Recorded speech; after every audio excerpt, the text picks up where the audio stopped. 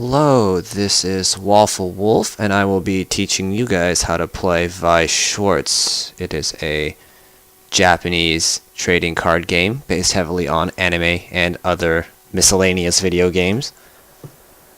This is the playmat I'm using. It is obviously of Monica, as you can see. However, the deck I am going to do the demo with is actually Project Diva F. That's a Climax card. Anyways, how the playmat goes actually is just your deck goes here. This is the memory. There are cards who utilize memory. The waiting room, which is your discard pile, basically. Stage is where the battle happens. You have 3 people in front stage, 2 people in backstage, usually support. Your clock is how much damage you take. Your clock determines what level you get to. 7 cards in your clock means that you level up once. Climax cards, like the one I just showed you, they usually give all your cards on the field some sort of bonus. Stock here is what you use to pay for some of these cards, which I will show you a better way to show you this later. So, the basics of this game is basically to get your opponent to level 4. Once you get to level 4, you lose the game. Now there are different mechanics. These have quite different mechanics, but I hear it's really similar to Vanguard, if anyone has ever played that. I personally have not played Vanguard, so I can't attest to how close it is to actually yeah. So let's take a look at some basic cards to get a hang of what each card does. So, before anyone has any questions, I'm going to go ahead and clarify one thing. Most, and I mean most, about 90%, if not 95% of these cards are written in Japanese. They are importing some of them into English. I know for sure the sets that are in English right now are going to be Fate Zero, Sword Art, and I believe Maruka has a trial deck in English. Disgaea also has a trial deck in English. But so far, they're working hard to import them into English. But for now, if you're going to play, all the cards are in Japanese. You may use this handy little website called Little Akiba. They actually have as you can see, they have all of these sets from Weiss. And once you click into them, you can see that they have the cards and they have all these translations for you, so you don't have to know Japanese to play this game. So let's take a look at some of these cards. Let's pull one of these first. So I'll do this one first. So, this is the card format. Almost every card is going to be like this. The Climax card's a little different, but I'll get to that later. This is the level. This is the level it is required for you to play the card. So this means that I have to be level 3 to play it.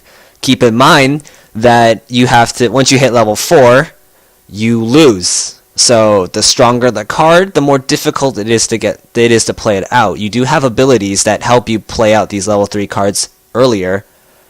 This actually is one of them. You can change this one. You can play this one at level 2 if you have the right cards in your hand. Right? So this is the cost. This is how much stock it takes to play it from your hand. This is a trigger. I will explain triggers later. Triggers have to do with attacking, so that'll come out. Just remember that this is where you check for triggers. This is a signature from the voice actor or voice actress of Miku. I don't think it matters at all to the card, but it's pretty cool. I do have one of these, so yay me. Abilities go here. This is how much damage it does to other cards, right? So this is how strong it is. Very similar to Yu-Gi-Oh, where it's like how strong your creature is. So this is pretty strong. This is how hard it hits the player. So this hits for 2 soul, which means it does 2 straight damage. And remember, 7 damage means you level up once. So if you take a total of, it would be 7, 14, 21, 28 damage you lose. Just keep that in mind too. Right, so let's take a look at this ability. What the abilities would be listed here, of course, on this website for those who can't read Japanese. Right, so for each of your music characters, this card gets plus 500 power, and this is the change ability. If you change it from stage, or you play it from stage, or if you play it through change, you get to heal 1, right? You place 1 from your clock into your waiting room, or your discard pile. So this is a really good card, as you can tell. It changes from a level 2, which let me see if I can find it. It should be Miku Append. Right here, this one. Right, so let's look at this card. Level 2, so I can play it at level 2. Cost 1, stock to play it from my hand. It's 8,000 power with 1 soul and 1 trigger, if I ever trigger it. Its ability is change. Pay 2 from your stock, and place 1 card from my hand to the waiting room. Then place this card into the waiting room. Then at the beginning of my climax step, I may pay this cost, right? This 2, discard, and all that blah blah blah. I can pull this card from my waiting room and put it in its previous position. So I can get a level 3 at a level 2, which is a pretty good combo, right? So now let's take a look at Climax Cards. This is a Climax card. This is sideways, but I have no real way of flipping it over. If anyone recognizes this is from Time Machine, right? For some reason they give you the artist here, and then yeah, that's not important. Trigger is 2. Trigger is 2 soul, and it has a special ability, which is when I place this into Climax slot from hand, I get to draw 1 card, choose one of my characters, and it gets plus 2,000 plus 1 soul, right? So this is it's a pretty interesting card to have. Oh, I was not supposed to get rid of that. It's okay. The thing with Project Diva F is that it has a lot of combos with climaxes, which is a very interesting way to play. So I'll go over it just for the sake of it, because I'm using this as a demo. Taking a look at this one, the Summer Memories Miku, which if anyone has played Project Diva F, you would know this is the costume used for the song Time Machine. So it would probably have a combo with Time Machine, and it does. So place the top card of your deck into clock. When this attacks, if Time Machine is in your climax slot, it gets plus 5,500 power. That raises it to 9,000 at level 0, which is really strong. So I'm going to go over deck building really quickly too, just in case anyone ever decides to build a deck by themselves using booster packs instead of buying trial decks. Boosters are typically stronger, so I do advise that you try to build a deck out of boosters yourself. So basic rules: 50 cards. I can't have more than 4 of one type of card in your deck, including climaxes. Total 8 climaxes only, no more. That's just it, just 8 climaxes. So 4 cards of one. Just a lot of people get confused on that one because there are cards that do look different. Taking the Summer Memories right here, and the original card, the non-holographic one, has a different picture. Should be here. Oh, here it is. Right, so these are the same card. You might not be able to understand Japanese, but these squiggly lines up here that are what the names are, or card would be right here, these squiggly lines. You can see that the same exact squiggly lines, regardless if you can read it or not, that means they're the same card. A total of 4. You can have 2 of each, or 1 of this and 3 of these, or 3 of these and 1 of these. It doesn't matter what you want. 4 total, if you plan on using them. Right. Same goes for climaxes. It's very apparent with Zenbo and Sakura, because apparently they love that song so much. It actually has 3 different pictures for the same exact card. So you can have 8 climaxes total and only 4 of this card. So if you want all 3, I mean, you can have 3 and then 5 other climaxes, or if you want to just add 1 extra double, just 4 and 4 of something else. Just remember 8 climaxes total. Now, building the deck, typically speaking, people do play duo color. Monocolor isn't impossible. My Project Diva deck is monocolor. It doesn't have to be. Most people just do dual color just because it's more fun. I've seen someone do triple color before. It does not end very well for reasons I will explain later. You do not deck out. That is not possible in this game. You merely reshuffle everything in your discard pile. Just your discard pile. You reshuffle your discard pile. Have any damage any damage that's still ongoing needs to finish first. And then after all the damage has been settled, you clock yourself 1 for a penalty for reshuffling. So those are the basics of deck building, and I'm just going to cover decking out, or not quote decking out, but just running out of cards in your deck really quickly. Now we'll move on to actually playing the game. Okay, so let's go over some basic game mechanics. Let's just basically go. So turn order is decided by however you really want to determine it. You can flip a coin, rock, paper, scissors. Mostly do rock, paper, scissors because, you know, easiest way to do it.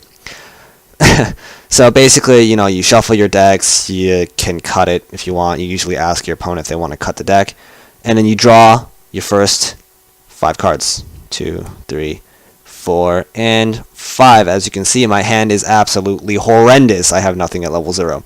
So what you can do at the beginning is you can discard as many cards as you want to draw new cards. So let's just say I want to get rid of these 3. So then I can draw 1, 2, 3. This is much better. Now I have actually level 0s to play out. So if you go first, you're only allowed to play 1 card. Only 1. So, I mean, the difference is that you automatically get to direct attack. I will go over the 3 different types of attacks in a second. So, the first guy who goes can only play 1 card. After that, you can play as many cards as you want as long as you can pay for it. Level 0 cards usually have no cost at all, so you can just kind of drop everything on the stage, right? So, that happens. Let's say then you draw a card. Oh, I forgot to go over. Before you play any cards down, you are allowed to clock yourself. You take damage yourself to draw 2 cards. So let's say I feel like clocking myself for 1 right here. I do get to draw 2 cards, and then you get to take your turn. So that is one thing you can do. It is wise to do so if you can afford the damage. So let's go over some basic combat actually. So let me just put some random cards out here. And this gigantic card right here. So let's put, that's not it. This is a 3000. That's really weak. Let me switch this. I don't actually have an opponent right now because, you know, just Nendos. Say hi to my Nendos. So let's see this. So there are 3 different kinds of attacks. There is the direct attack, there is the side attack, and there is the frontal attack. Frontal attack usually is just hitting. Usually you want to be stronger than the opponent. You can crash. Crashing is when you frontal attack something that's stronger than you, killing off your own card but doing damage anyways. So looking at this card is weaker than that card, so I'm going to go ahead and try to side attack. So side attacking is your soul minus their level. So this is 1 soul to the level 2, so I'm automatically doing 1 minus 2, negative 1 damage. They don't heal, I just automatically do 0 damage. It's a negative 1, so I need to pull a 2 trigger to get to do any damage. I trigger nothing. So therefore I don't do damage. They don't heal. Negative 1 doesn't mean they heal 1. It just means that I start off at negative 1, it automatically goes to 0. Let's do a direct attack now. This is 1. Direct attack means there's nothing in front of me. No one in front of me at all. So I automatically hit for my soul plus 1. So it's my soul plus 1 starts off with 2. I trigger 0. So I hit for 2.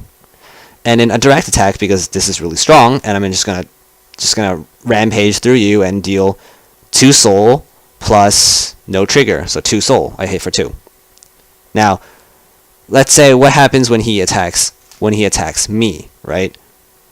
So let's just say he manages to pull like a bunch of really, really strong cards, and he can beat me, and he hits me for the basic 2, right? He hits me for 2.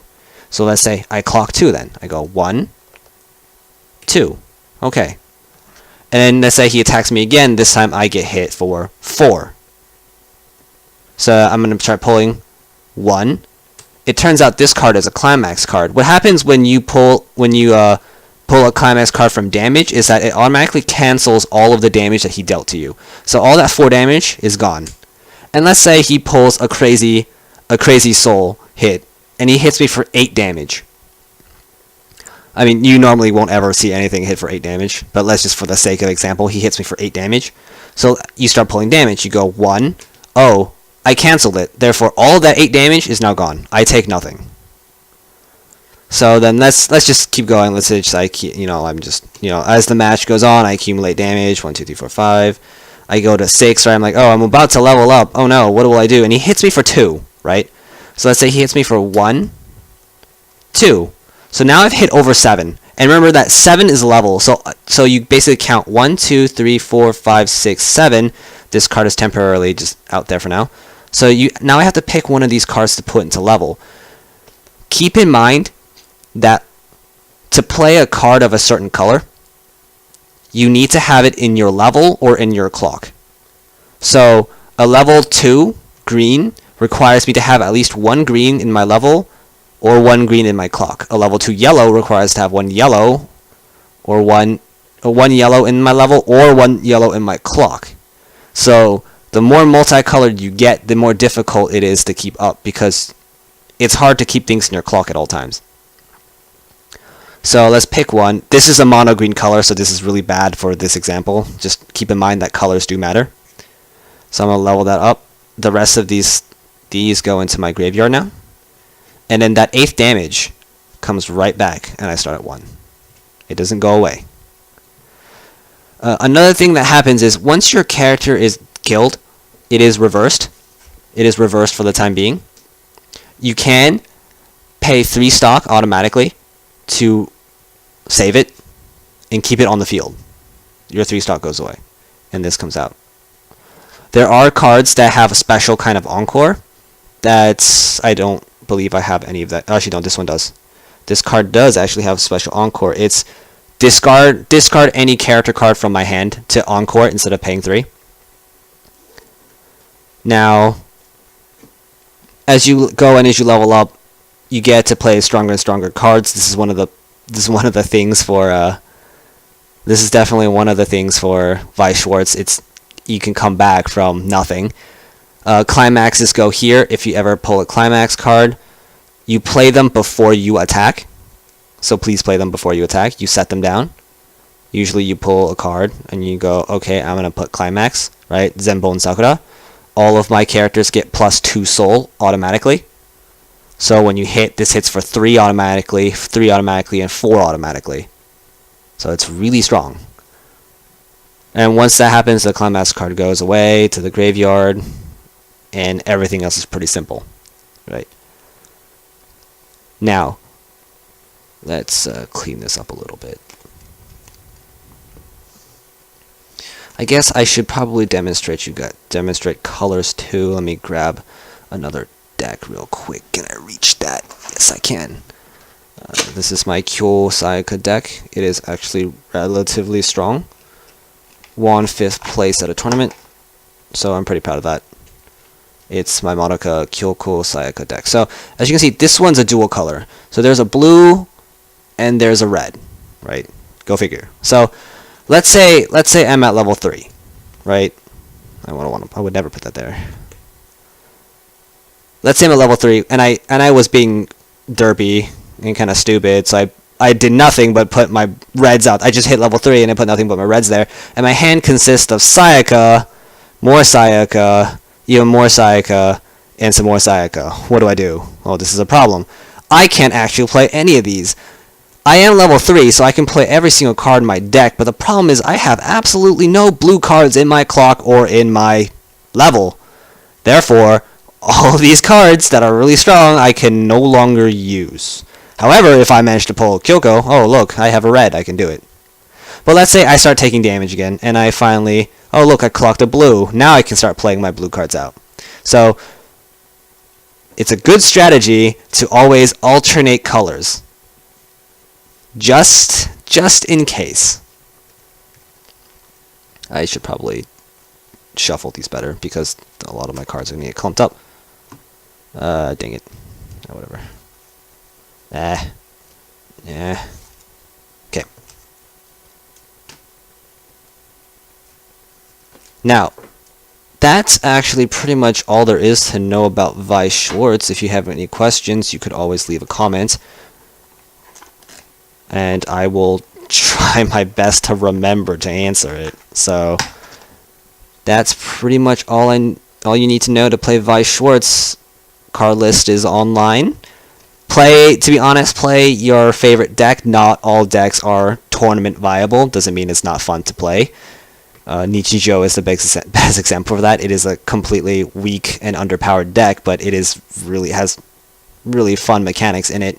Project Diva is the same thing. Project Diva is not very viable in a tournament, but it's actually a pretty good turnaround deck. So it's pretty fun to play against people and just watch them kind of suffer as you pull bigger and bigger cards out of nowhere. And that's pretty much it. I hope you enjoyed this video, and I hope I didn't bother you too much. So, have fun playing Weiss Schwarz.